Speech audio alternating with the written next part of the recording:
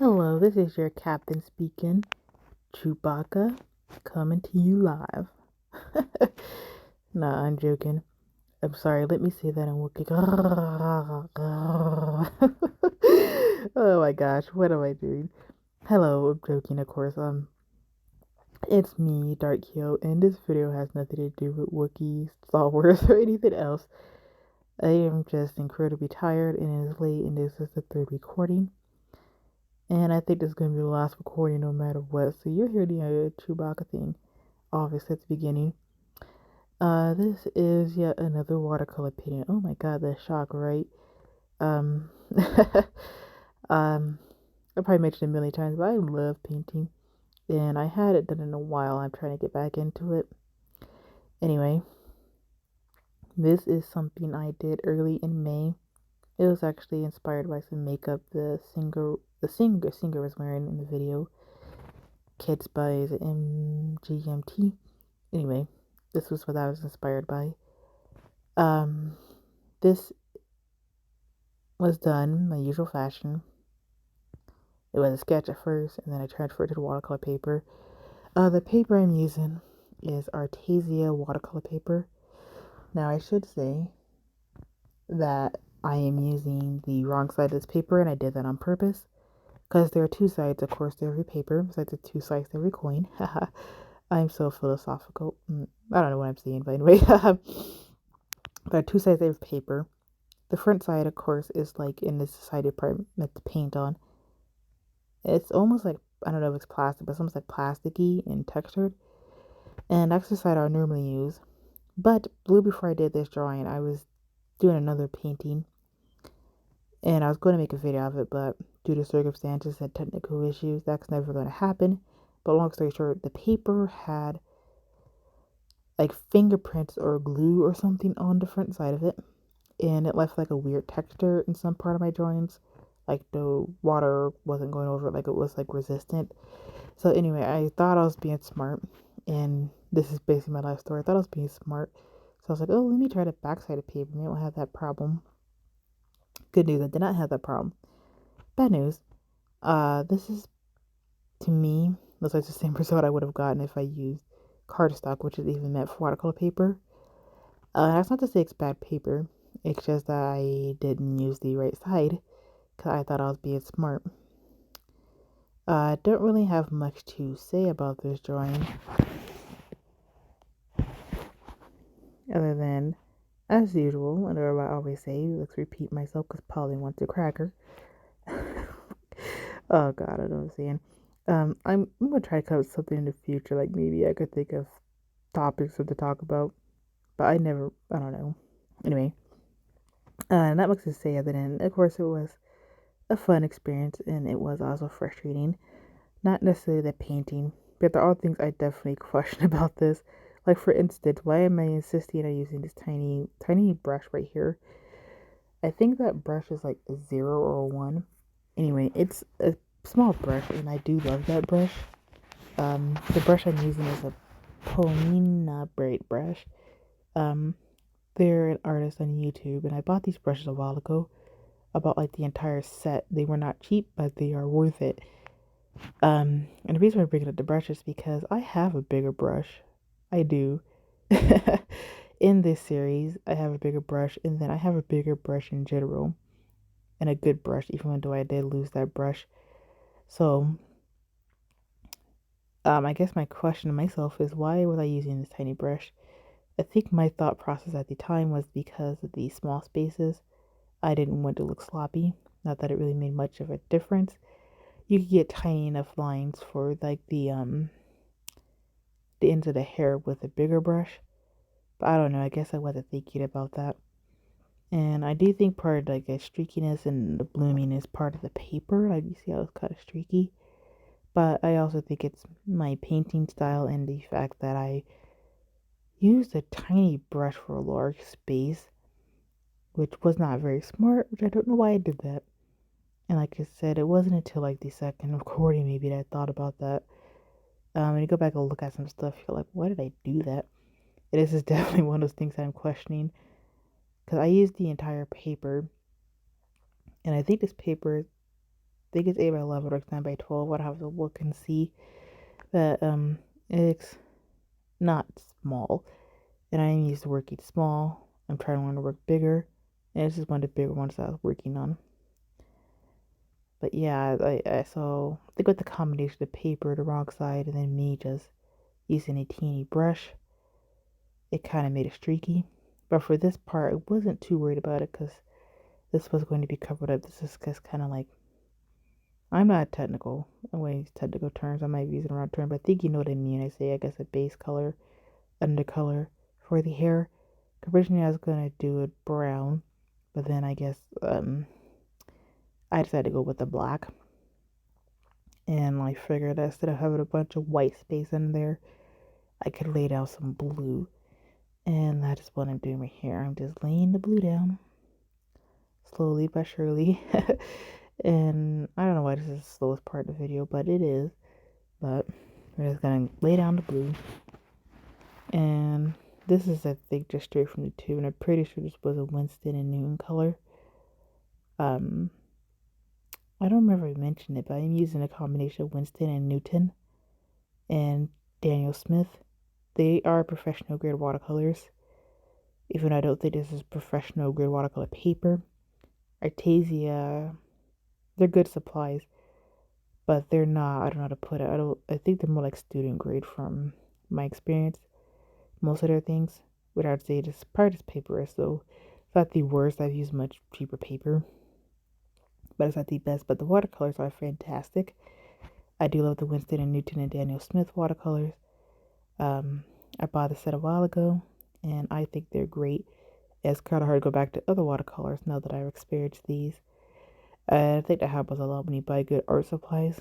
You're like, oh my gosh, where have these been my whole life?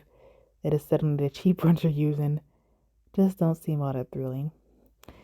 Now this part makes sense when I go in with the eyebrows with this brush. Which I should have done. I should just use that for the eyebrows and use my bigger brush for the hair. But, and that's about that right.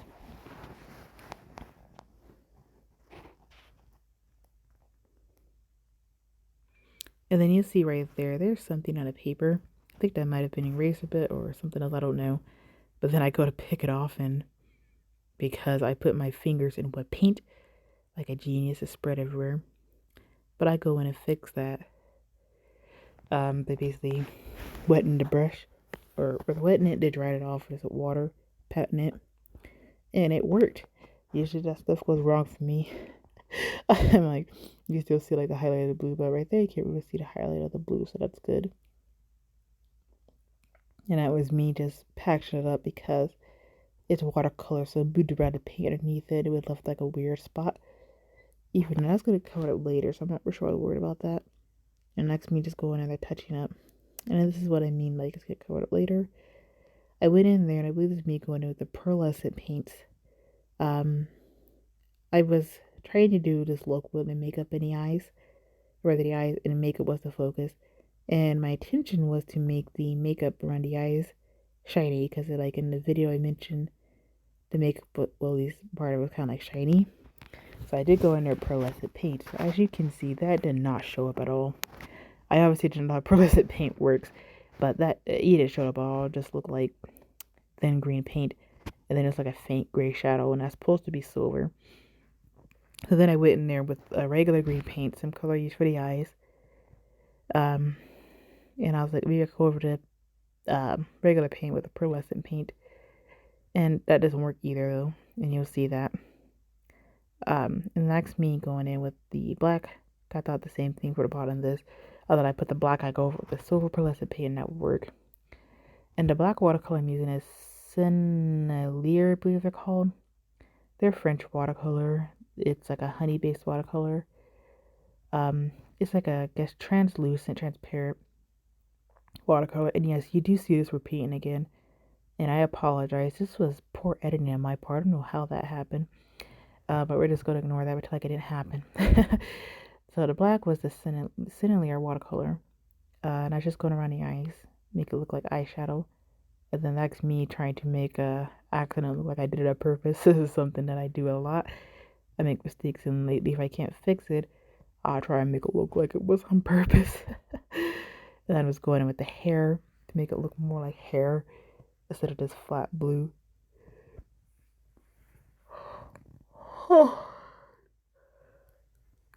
I'm sorry. I'm not meaning to yawn. That's one of the reasons why I recorded this for the third freaking time. I keep yawning. But in my defense, I got off work a little bit ago. It's late at night and I'm tired as heck. And then you see me going in there. That's not pearlescent paint. I'm using it's metallic paint. Again, I thought I was being smart. I thought if I went over the black with the silver, it would shine through or pop through. That did not work. I did come with a solution, and you'll see what that is in a little while, and I will discuss that. This is just me going in with the Prismacolor pencils, the black. Guys, trying to make it look more like eyeliner. So I decided to go with the black Prismacolor pencil. And then to kind of tie it together, I used it in the hair as well. And I think that does help, because I think it would look odd if I had just had it around the eyes.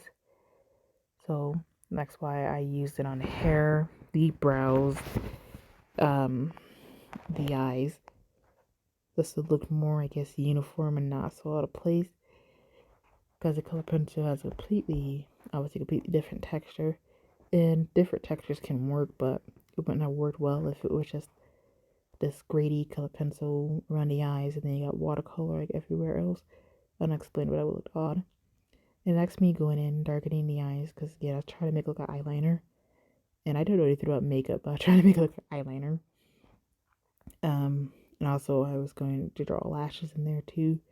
So I decided to use India ink. Originally I wasn't going to, but then to make it as dark as I wanted, I did go into India ink. And that's me going in there, drawing the outline of the eyes and then drawing like the lashes, which is always my favorite part to do. I didn't make them as long as I usually do. I wasn't so much just going for an anime style this time around. You're probably gonna hear me scratch my nose, but sorry. Trying to go for a bit more of a realistic style here, I guess, compared to what I normally do. So that's why I didn't do the lashes like crazy long like I normally do. Kind of wish I did, but that would look weird. But that's just me going with the India ink. I think that this helped to tie together too, because the color pencil was a little light. And that could just be because I'm not very heavy-handed with my art supplies for some reason. I've always been very light-handed with them. And I noticed that even now, because there's been a few times I drew stuff and I tried to go use my light box and I can't see it because I drew it too freaking light. So that also could have been a me problem. But then of course I go in there with the eyebrows. I look back at this video. It was a good thing I did, because one of those brows for some reason was really dark compared to the other. I don't remember noticing that before. And I was going in with the hair. I was adding hair or lines to it to make it look more like hair. And I was using the India ink to do it. And you see the tray there, because I use India ink. I don't use it straight from the bottle. I ended up pouring it in like a little palette mixing pan and use it from there. And I do that kind of, well, it's easier, and then also like not to contaminate it. I really don't want to contaminate my ink. And right here, I believe that was me just getting up to grab supplies, because as I mentioned, I was aiming for a shading with the makeup around his eyes. And I found a way to do that without using a pearlescent paint, because months ago, I bought Metal Leaf, because there's an artist I follow, same one I bought the paintbrushes from, Polina Bright, on Instagram. I use Metal Leaf. Anyway, that's what I was, and her paintings look awesome. And I was trying to use that on here too. I cut out majority of it because it was awful, and you just briefly saw there. I struggled so hard with that stuff, it wasn't even funny. And you can see it's just a pain to put down, and it was a pain to get off the paper as well, which is why I cut out most of that. And you can see right here, like on the bridge of the nose, there is some like flakes from the green. And that's because it was such a nightmare. Like, that stuff is so delicate. It could look really beautiful, but oh my goodness, I was like, oh my gosh, what did I get myself into? Why did I do this to myself? And I keep telling myself I'm never going to use Metal Leaf again. But I'm going to use Metal Leaf again because I have like a whole bunch of it. But not anytime soon, because it was just, it was annoying. It did give me the shiny effect I want. But the fact that it was kind of cracky and not so smooth, I do have to play around with it some more. But It was just a nightmare. And then you saw me put down the masking tape, and that was, of course, just to get a sharper edge, or rather to keep it from looking sloppy around the edges of the face. And I just painted the frame of the paper black. I did not use the entire paper for the eyes. It's still a large space for like the skin and hair, but I did not use the entire paper. Instead of leaving the background white, I let the black blend in more, especially with the dark hair. So that's what I went in for with the dark. And then I just mirror moving it. And then you'll see me just go in here. The rest of it was just touching up. I just touched up the hair in some areas.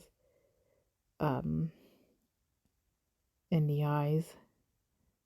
Mostly where the metal foil was. And that's pretty much it. It's just me touching up the eyes, the hair, and then fixing the framing. And that's pretty much it. So I really don't have anything else to say. Not that I had much to say to begin with. But the rest of this video is probably going to be quiet. There's not much left anyways. But if you did watch this, I definitely appreciate it. And I hope that you enjoyed, or at least like my drawing. And in a little bit here, you will see me actually show you the way it's supposed to be viewed, not at this angle. And you'll see the shininess, and then you'll see the after drawing itself. And that's it. So this will be my last time recording. I'm just tired of recording this, and I just kind of want to get this up. But have a good night, good day, whatever it is.